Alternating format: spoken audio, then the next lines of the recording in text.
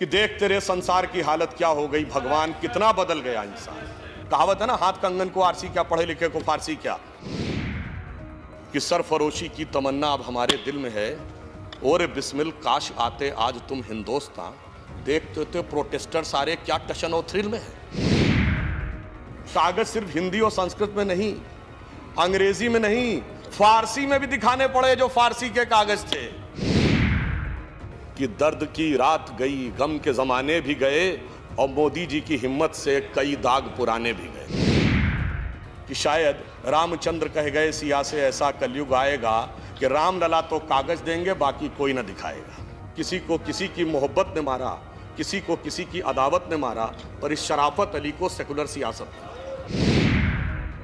अलस्तु बि रबिकम प्रीतम बोले, सब सखियों ने घूंघट खोले।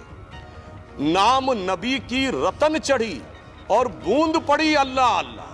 आज खेलूंगी मैं होली कह बिस्मिल्लाह। कि अगर है खिलाफ तो खिलाफ होने दो, ये सब धुआं है, कोई आसमान थोड़ी है। आगे है लगेगी आग तो आएंगे घर कई जद में, लगेगी आग तो आएंगे घर कई जद में। यहां पे सिर्फ हमारा मकान थोड़ी है।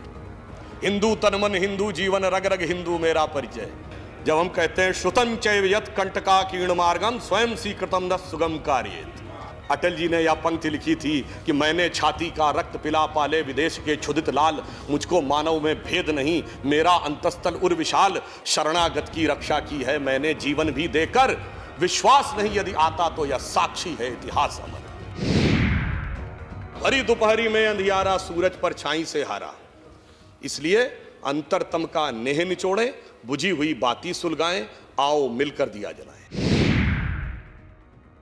हम सब ने राष्ट्रपति महोदय का जो अभिभाषण सुना, और दोबारा इस सरकार आने के बाद विगत 6 महीने में जो कुछ भी कार्य हुए, निर्णय हुए, उस पर सदन के दोनों तरफ बैठे हुए लोगों के विचार अलग अलग हो सकते हैं, मत अलग अलग हो सकते हैं, परंतु एक चीज ऐसी है जिससे इस सदन में बैठा हुआ हर एक व्यक्ति और राजनीतिक क्षेत्र में कार्य कर रहा हर एक व्यक्ति प्रभावित है आज के समय में। वो क्या है? पॉलिटिक्स में क्राइसिस ऑफ क्रेडिबिलिटी, राजनीति में विश्वसनीयता का संकट। एक आरोप लगता था कि लोग कहते कुछ हैं और करते कुछ हैं, परंतु आपने देखा कि विगत 6 महीनों में इतने निर्णय हुए, चाहे ट्रिपल तलाक हो, 370 हो, या आतंकवाद विरोधी अधिनियम का विषय हो, सीए का विषय हो, सबके विचार अलग हो सकते हैं, परंतु इसने एक बात कम से कम भारत की जनता में स्थापित की कि जो कहा जाता है वो किया जाता है। यानी क्राइसिस ऑफ क्रेडिबिलिटी को समाप्त करने में मैं मानता हूं कि ये पिछले 6 महीने एक मील का पत्थर है। साथ ही साथ मैं ये भी कहना चाहूंगा कि जब क्राइसिस ऑफ क्रेडिबिलिटी के खिलाफ खड़ा होना पड़ता है तो कार्य और मार्ग इतना आसान नहीं होता है। उसके ऊपर बहुत से कांटे बिछे हुए होते हैं, परंतु उन कांटों के बीच में से सहजता से चलते हुए आगे जाने की प्रेरणा हमें मिलती है जब हम कहते हैं श्रुतं चैव यत् कंटका कीर्ण मार्गम, स्वयं सीकृतम न सुगम कार्येत। यानी कांटों से भरे हुए मार्ग के बीच में से स्वयं सुगम मार्ग बनाते हुए आगे बढ़ते हैं। और इसलिए आपने देखा होगा कि पिछले 6 महीने में जो कुछ हुआ, हम उसके लिए ये पंक्ति कहना चाहेंगे कि दर्द की रात गई, गम के जमाने भी गए, और मोदी जी की हिम्मत से कई दाग पुराने भी गए। परंतु आने के साथ अब मैं बताना चाहूंगा, विगत 5 वर्षों में सरकार ने सबसे पहले यह ढूंढा कि कौन कौन से ऐसे नियम हैं जो अप्रासंगिक हो गए हैं, प्रशासनिक व्यवस्था के लिए कालबाह्य हो गए हैं, रिडंडेंट हो गए हैं। तो विगत 6 महीनों में हटाए गए 58 नियमों के साथ मिलाकर 1500 ऐसे नियम हैं जो पूरी तरीके से सरकार ने समाप्त किए, जिसके द्वारा प्रशासनिक व्यवस्था ज्यादा बेहतर ढंग से चल सके। आदरणीय सभापति महोदय जी, मैं याद दिलाना चाहता हूं कि 15 अगस्त 2014 को जब प्रधानमंत्री जी ने अपना पहला उद्बोधन दिया था लाल किले से, तो उन्होंने क्या विषय उठाया? जनधन। यानी वहीं से उन्होंने यह संकल्प लिया कि जो 50% लोग बैंक से जुड़े हैं, यदि हम उसे 100% पहुंचाएंगे तो वह उपादान बनेगा, वह आलंबन बनेगा जो सीधे कम से कम विकास के स्रोतों को संबंधित व्यक्ति तक पहुंचा सकेगा।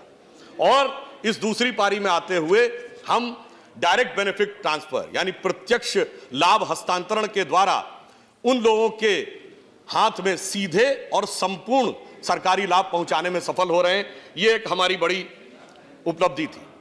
इतना ही नहीं, जो सिविल सर्विसेज हैं उनमें कॉमन फाउंडेशन कोर्स सभी प्रकार की सिविल सर्विसेज के लिए, और यह भी इसी के साथ साथ यह भी ध्यान रखा गया कि जो लोग दिव्यांग हैं, जिनके बच्चे दिव्यांग हैं, उन कर्मचारियों के शैक्षिक व्यय के ऊपर मिलने वाली सुविधा को दुगना करने का प्रयास किया गया।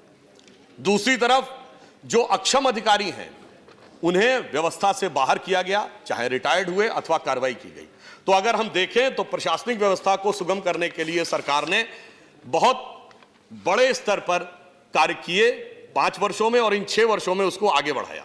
अब महत्वपूर्ण बात यह रही कि पिछले वर्ष दिसंबर में हम सब आदरणीय अटल जी के जन्मदिन को गुड गवर्नेंस डे के रूप में मनाते हैं, और 25 दिसंबर 2019 को गुड गवर्नेंस डे के दिन सरकार ने एक निर्णय लिया कि अब एक गुड गवर्नेंस इंडेक्स होगी जो राज्यों और केंद्र शासित प्रदेशों यानी यूनियन टेरिटरीज के बीच में एक स्वस्थ प्रतिस्पर्धा का निर्माण करेगी कि कौन कितना बेहतर प्रशासन चला रहा है।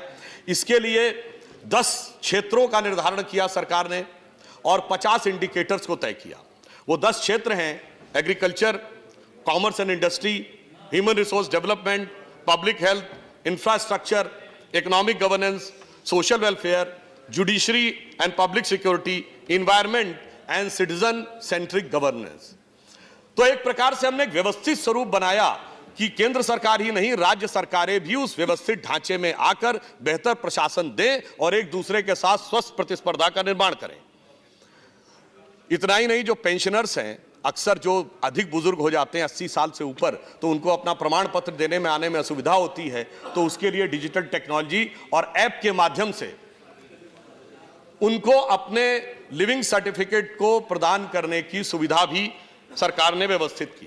हम सभी जानते हैं, विषय प्रधानमंत्री जी कई बार बता चुके हैं कि सरकारी कार्यों में जो छोटी चीजें हैं उनके द्वारा, जो जेम के द्वारा कार्य किया जा रहा है, उससे अब तक 40,000 करोड़ रुपए का गवर्नमेंट रेवेन्यू का उपयोग उसमें किया जा चुका है।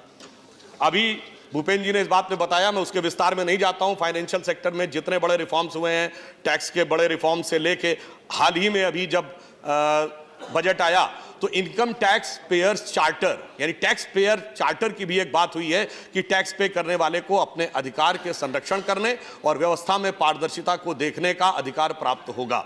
ये एक और बड़ा प्रशासनिक सुधार है।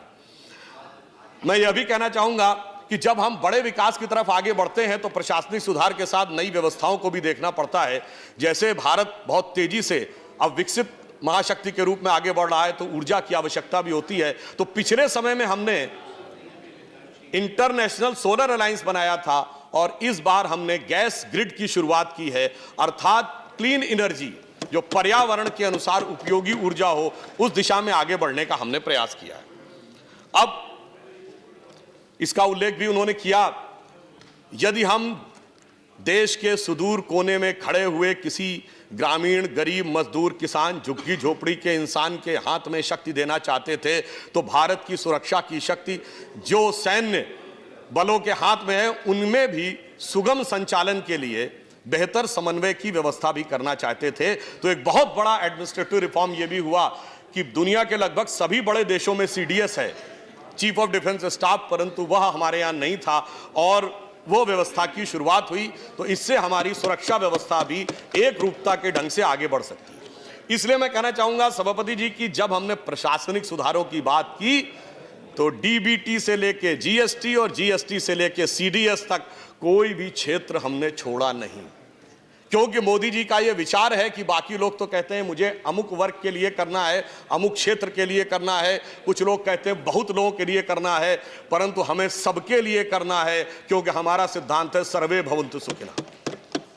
अब इन विचारों की प्रेरणा भी स्वतंत्रता संग्राम के महान नायकों और संविधान में जिन लोगों ने योगदान दिया उनसे हमें मिलती है। जैसा कि अभी बताया गया कि लोकमान्य तिलक जी के पुण्यतिथि का शताब्दी वर्ष है ये।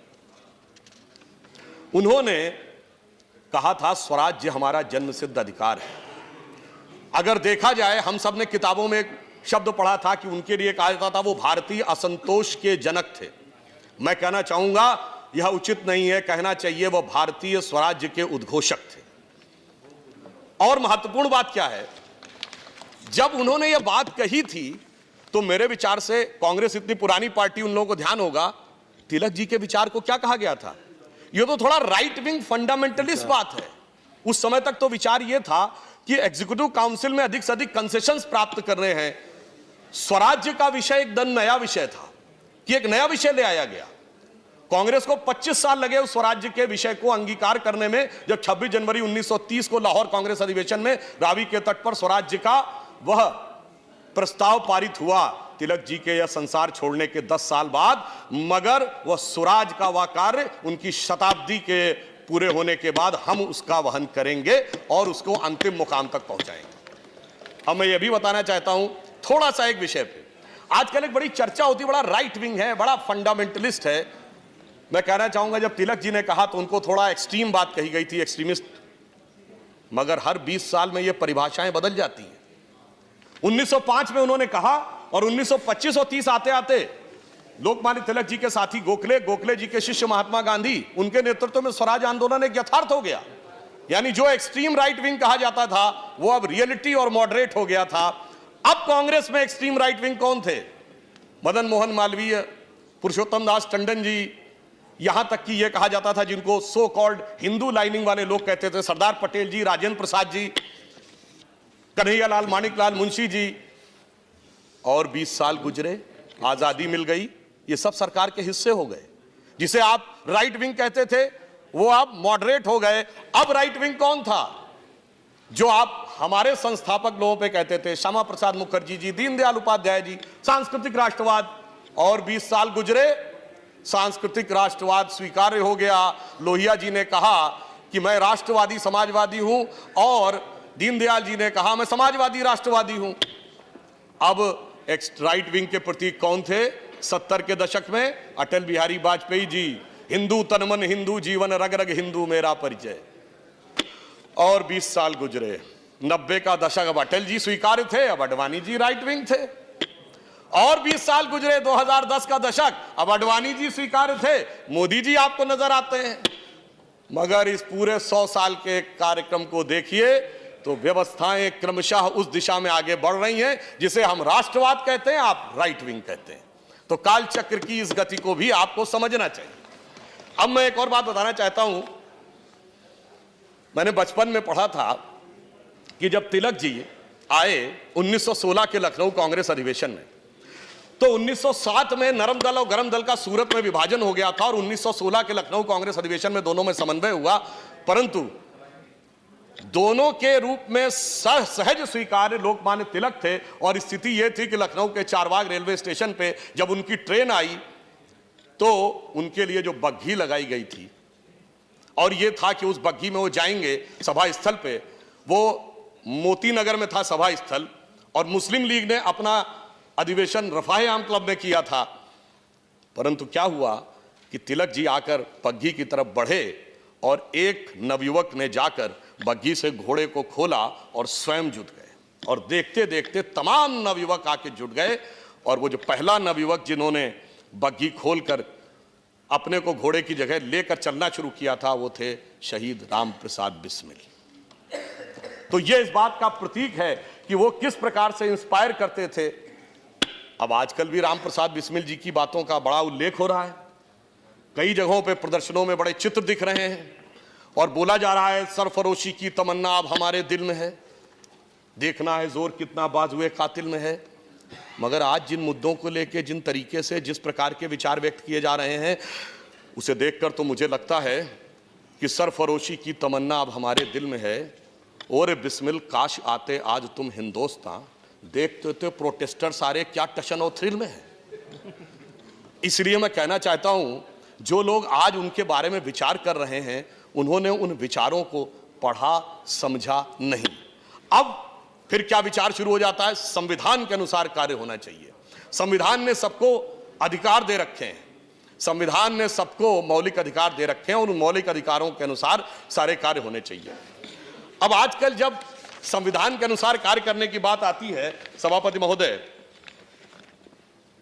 तो मुझे ध्यान आया कि संविधान को देखा जाए, संविधान की मूल प्रति पर भी थोड़ी दृष्टि डाली जाए। जब संविधान के मूल प्रति के उस हिस्से को देखा जिसमें मूल कर्तव्यों, मूल अधिकारों की बात है, तो संविधान सिर्फ एक किताब से लिखी हुई, एक अक्षरों से लिखी हुई किताब नहीं है। वो एक जीवंत प्रेरणा का स्रोत है जिसके अंदर एक मूल्य होते हैं। इसीलिए जब यह संविधान बना तो यह विचार किया गया केवल लिखे हुए शब्दों से नहीं, इसके अंदर कुछ प्रेरणा के स्रोतों की अभिव्यक्ति भी होनी चाहिए। तो उसमें कई चित्र डाले गए और नंदलाल बोस जो कि प्रख्यात चित्रकार थे, उन्होंने डाला। तो मैंने देखा कि जिस हिस्से में अगर आप देखें अधिकारों का वर्णन है, उसके ऊपर चित्र किसका बना है? उसके ऊपर चित्र बना हुआ है भगवान राम का। अगर आज हम ये बात कहें, ये चित्र मैं दिखाना चाहता हूं इस संविधान की मूल प्रति में, आज भगवान राम का विषय अगर किसी सरकारी पुस्तक के ऊपर भी आ जाए तो मेरे विचार से बहुत बड़ा वितंडावाद खड़ा हो जाएगा। परंतु संविधान निर्माताओं के विचार में सारे अधिकार मर्यादा की सीमा के अनुसार हैं। शायद इसीलिए उन्होंने उस पृष्ठ के ऊपर भगवान राम के उस चित्र को रखा। और आपने यह भी देखा कि भगवान राम का विषय, राम जन्मभूमि का विषय भी सभी मर्यादाओं और व्यवस्थाओं को पूर्ण करते हुए मर्यादा पुरुषोत्तम का विषय पूरी मर्यादा के साथ अपने मुकाम तक पहुंचा।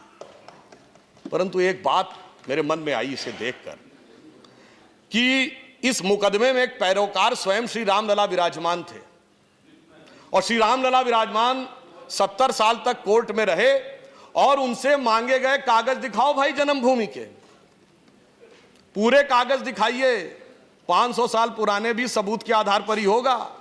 और सभापति महोदय, कागज सिर्फ हिंदी और संस्कृत में नहीं, अंग्रेजी में नहीं, फारसी में भी दिखाने पड़े जो फारसी के कागज थे। और यह प्रमाण है, हमारे विरोधी पक्ष में तो कपिल सिब्बल जी उस विषय में रहे, उन्होंने वो फारसी के कागज देखे होंगे। कहावत है ना, हाथ कंगन को आरसी क्या, पढ़े लिखे को फारसी क्या।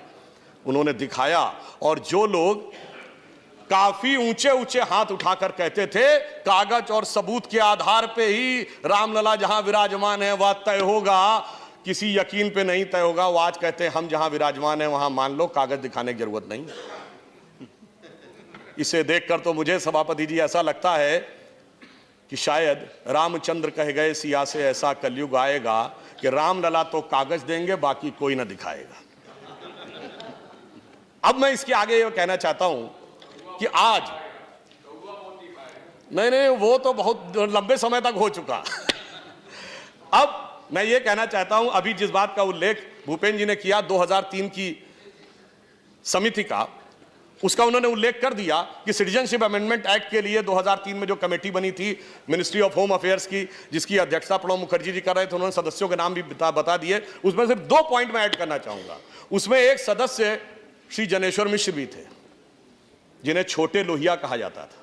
मेरे विचार से आज कोई भी समाजवादी यह दावा नहीं कर सकता कि वो श्री जनेश्वर मिश्र जी से बेहतर संवैधानिक, सामाजिक या राजनीतिक समझ रखता हूं। और उस कमेटी के रिपोर्ट के बिंदु क्रमांक 9 में एक महत्वपूर्ण बात लिखी थी। उसमें लिखा था बांग्लादेश की माइनॉरिटीज को रिफ्यूजी कैटेगरी में देना है सिटीजनशिप, और आगे लिखा था मेजॉरिटी को रिफ्यूजी कैटेगरी में नहीं देना है। अब आप ये बताइए, वो 2012 का असम कांग्रेस का अधिवेशन देख लें, 2012 का तरुण गोगोई जी का वक्तव्य देख लें, 2003 का मनमोहन सिंह जी का सदन में दिया वक्तव्य देख लें, या 2013 का कोझिकोड का कम्युनिस्ट पार्टी का अधिवेशन देख लें, वो सब तो ठीक है। जब संसदीय समिति में उन सारे महत्वपूर्ण लोगों ने लिखा कि इसको देना है, इसको नहीं देना है, तो उसके बाद तो मैं निशब्द हो जाता हूं सभापति महोदय। जो समझ में नहीं आता है, लिखे हुए शब्द को देखूं या बोले हुए शब्द को देखूं। और जब लिखे हुए शब्द और बोले हुए शब्द में इतना अंतर आता है तो मुझे वही याद आता है कि देख तेरे संसार की हालत क्या हो गई, भगवान कितना बदल गया इंसान। अब मैं अगर वो यील्ड करते हैं, then if he yields, then I have no problem. अब मैं अपने वक्तव्य पूरा कर लूं, उसके बाद आप जो उचित समझें। सभापति जी, अब मैं Let him आपने जो speak and कहा, explain. Please take your seat. आप रिकॉर्ड में देख ले, मैंने कहीं ये शब्द नहीं बोला कि सभी सदस्य सहमत थे, और यदि वह डिसेंट है, वो उनका अधिकार है, वो डिसेंट तो तत्कालीन चेयरमैन को होगा, और चेयरमैन तो प्रणब मुखर्जी साहब थे। अब अगले विषय पे आते हैं। देखिए, आजकल दो विषय और उठाए जाते हैं जब सीए का विषय आता है, कि एक तो ये संविधान की भावना के अनुरूप नहीं है, दूसरा भारतीय संस्कृति की भावना के अनुरूप नहीं है। मैं सिर्फ ये कहना चाहूंगा कि हमारी संस्कृति तो वो रही है कि हमने शरण में आए हुए व्यक्ति की रक्षा के लिए ऐसे ऐसे उदाहरण दिए हैं जो विश्व में आपको कहीं नहीं मिलेंगे। भारतीय पुराणों में और बौद्ध जातक कथाओं में राजा शिबी का उल्लेख आता है कि एक कबूतर जिसको बाज पकड़े ले रहा था, वो उनकी शरण में आ जाता और कहता मेरे प्राणों की रक्षा करिए। तो राजा शिबी कहते हैं ठीक है, मैं रक्षा करूंगा। वो बाज को कहते हैं अब ये मेरे शरणागत हो गया, अब ये तुम्हें नहीं मिलेगा। तो बाज कहता मैं भी तो आपकी प्रजा हूं, ये मेरा भोजन है, आप मुझे अपने भोजन से वंचित कैसे कर सकते हैं। तो राजा शिबी कहते हैं हाँ ये भी ठीक है, तो अब मैं इसको शरणागत को नहीं छोड़ूंगा, परंतु यदि तुम्हें भोजन चाहिए तो अपने शरीर से उतना ही मांस निकालने को तैयार हूं। और चूंकि भगवान उनकी परीक्षा ले रहे थे, ऐसा मान्यता है पुराणों में और जातक कथाओं में, कि वो बढ़ता चला गया उसका वेट, और आखिर में राजा शिवी पूरे पलड़े में बैठ गए, और तब भगवान ने प्रकट होकर कहा तुमने शरणागत की रक्षा का पूरा दायित्व निभाया, हम तुम्हारा सम्मान करते हैं। इसीलिए शायद अटल जी ने यह पंक्ति लिखी थी कि मैंने छाती का रक्त पिला पाले विदेश के क्षुधित लाल, मुझको मानव में भेद नहीं, मेरा अंतस्तल उर विशाल, शरणागत की रक्षा की है मैंने जीवन भी देकर, विश्वास नहीं यदि आता तो यह साक्षी है इतिहास अमर। अब कहा जाएगा साहब आप शरणागत को दे रहे हैं तो सबको क्यों नहीं दे रहे हैं। तो भारतीय संस्कृति में यदि राजा शिवी के कबूतर की कथा है तो तक्षक नाग की भी कथा है। राजा परीक्षित को श्राप मिला था तो यह था कि कोई सांप आकर उनको मारेगा, उन्होंने पूरी व्यवस्था कर ली थी, और उसके बाद वो फलों के बीच में घुसकर एक छोटा सा सर्प तक्षक अंदर पहुंचने में सफल हो गया, और उसने राजा परीक्षित को डस लिया और उनकी मृत्यु हो गई।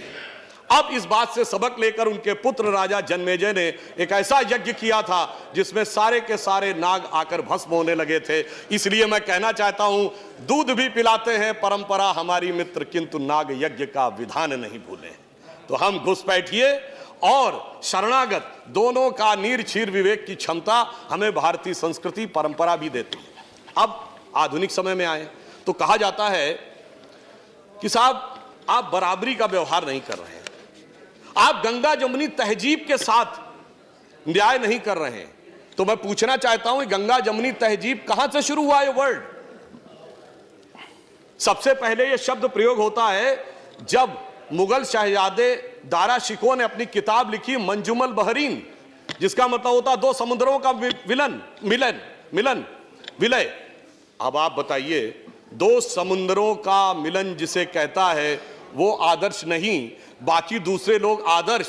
अरे इस देश की गंगा जमुनी तहजीब तो ये थी, इस देश की गंगा जमुनी तहजीब तो ये थी कि बुल्ले शाह ने ये बोला था, जो आज किसी को सुनने में बड़ा अजीब लगेगा, कि आज होली खेलूंगी मैं कहे बिस्मिल्लाह।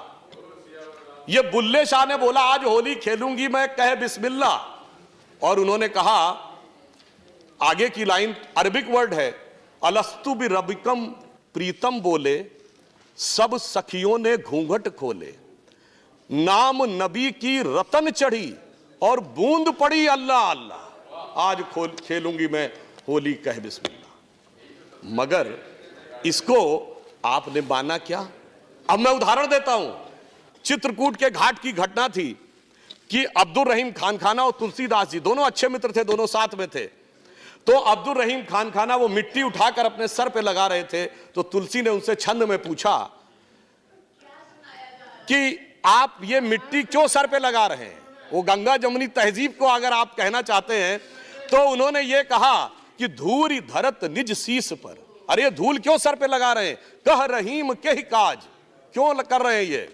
तो रहीम ने क्या जवाब दिया, जे ही रज मुनि पत्नी तरी सोई ढूंढत महाराज। वह रज जो भगवान राम के चरणों की वह रज ढूंढ रहा हूं जिससे मुनि की पत्नी तर गई थी, मेरा भी उद्धार हो जाए। मगर कोई समस्या नहीं थी। आज बुल्ले शाह होते, फतवा जारी हो जाता, मेरा पक्का मानना है, और बहुत सारे लोग उनके समर्थन में खड़े हो जाते। ये देश की धर्मनिरपेक्षता के ऊपर हमला है। इसलिए मैं कहना चाहता हूं, और ये जो गंगा जमुनी तहजीब थी, इसमें कोई समस्या आजादी के बाद तक भी नहीं थी। ये सारी समस्या 1976 के बाद आई, जब सेकुलर शब्द का प्रयोग अपने राजनीतिक हित में करने की शुरुआत हुई। अगर मैं आपसे कहना चाहूं, आप सब ने वो सुना होगा, मन तरपत हरि दर्शन को आज, ये किसने गाया? मोहम्मद रफी ने। लिखा किसने? शकील बदायूनी ने। संगीत किसने दिया? नौशाद ने। तो गंगा जमुनी तहजीब ये थी।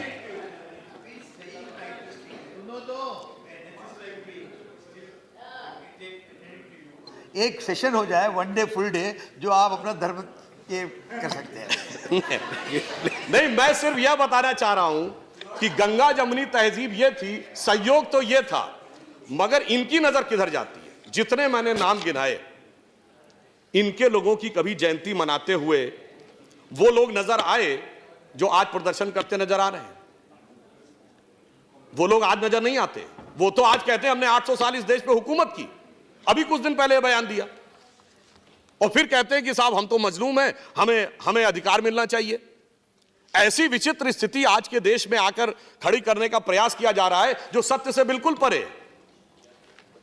आपने कभी नहीं सुना होगा पूरी दुनिया में कि कोई यह भी कहे कि हमने इस देश पे शताब्दियों तक हुकूमत की है और फिर यह कहे हमें स्पेशल स्टेटस मिलना चाहिए। मैं पूरी ईमानदारी से एक बात कहना चाहता हूं, जब यह देश आजाद हुआ 1947 में, तो 567 रियासतें थी। यह बताइए, आज हम माइनॉरिटी की बात करते हैं, देश की सबसे अधिक पढ़ी लिखी कम्युनिटी कौन है? पारसी, 0.1% की माइनॉरिटी है। सबसे प्रॉस्परस कम्युनिटी कौन है? जैन, 1% की माइनॉरिटी है। सबसे एंटरप्रेन्योर कम्युनिटी कौन है? सिख, 1.8% की माइनॉरिटी है।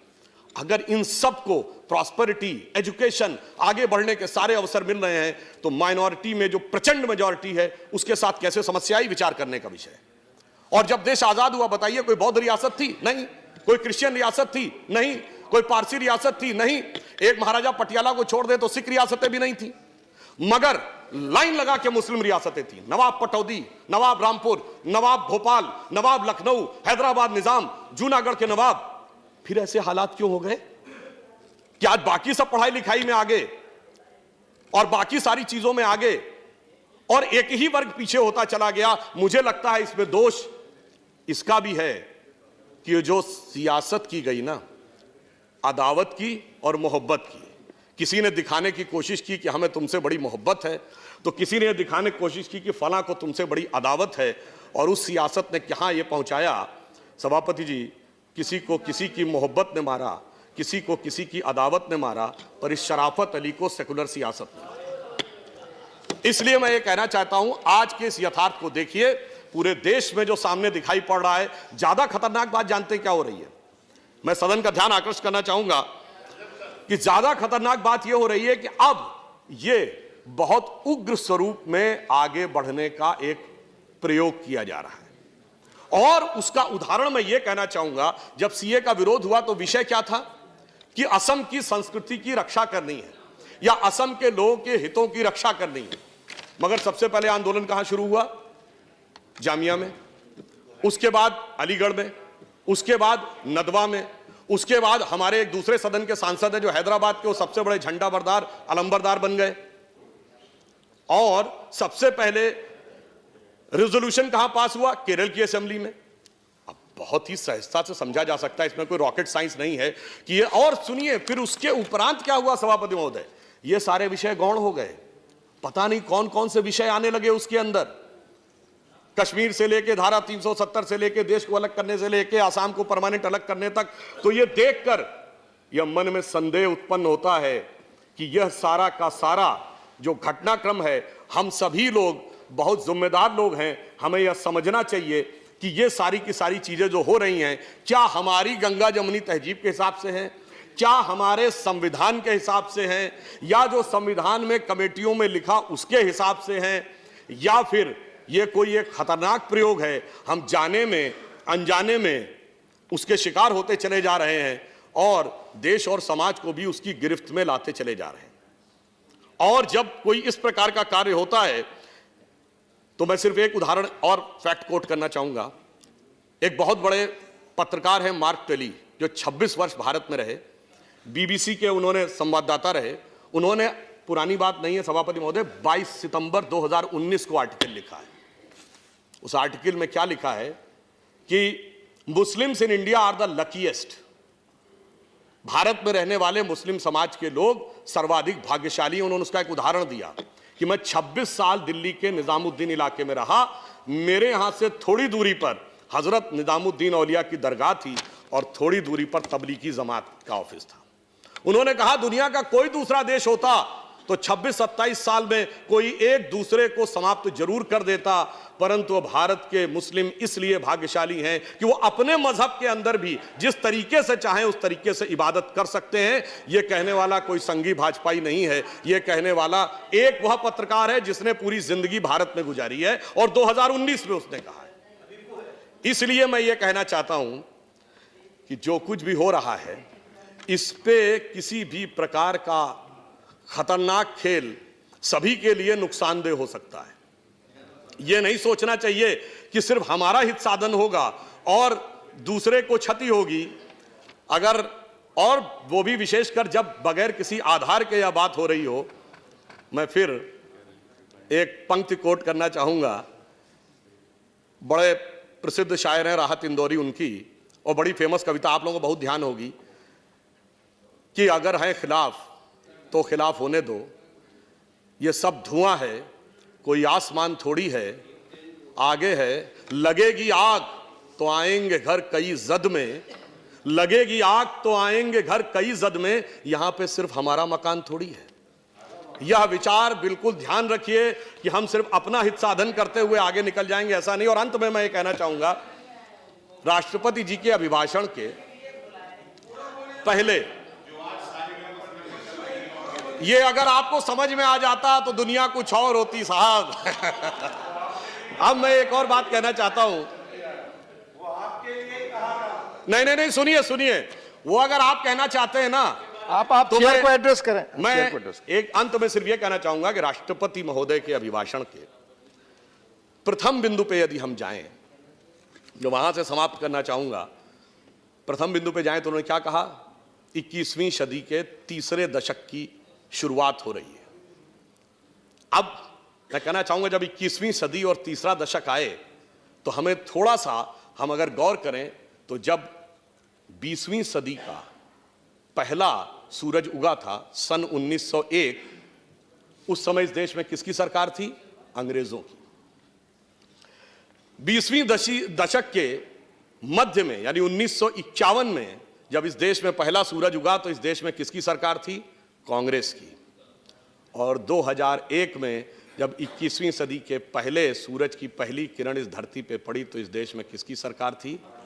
अटल बिहारी वाजपेयी जी के नेतृत्व में भाजपा की। और दूसरे दशक में मोदी जी के नेतृत्व में स्पष्ट बहुमत की। तीसरा दशक शुरू हुआ तो दोबारा और अधिक बहुमत की। इसका मतलब नियति का संकेत है कि 20वीं सदी अंग्रेज की थी, 19वीं सदी अंग्रेज की थी, 20वीं सदी कांग्रेस की थी और 21वीं सदी भारतीय जनता पार्टी की है।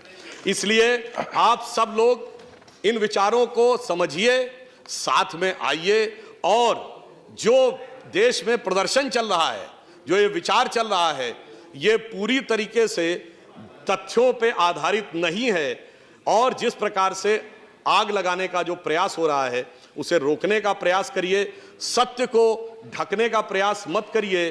जैसे सूरज को परछाई से ढका नहीं जा सकता, उसी ढंग से सत्य को ढका नहीं जा सकता। आप इस यथार्थ को समझिए, मिलकर साथ चलिए तो देश के लिए भी सत्य होगा। यह पंक्ति कह के समाप्त कहूंगा, अटल जी ने कहा था ना, भरी दोपहरी में अंधियारा सूरज परछाई से हारा। इसलिए अंतरतम का नेह निचोड़ें, बुझी हुई बाती सुलगाएं, आओ मिलकर दिया जलाएं। तो देश के इस दिशा में मिलकर कार्य करें, यही कहकर मैं अपना निवेदन समाप्त करता हूं। धन्यवाद।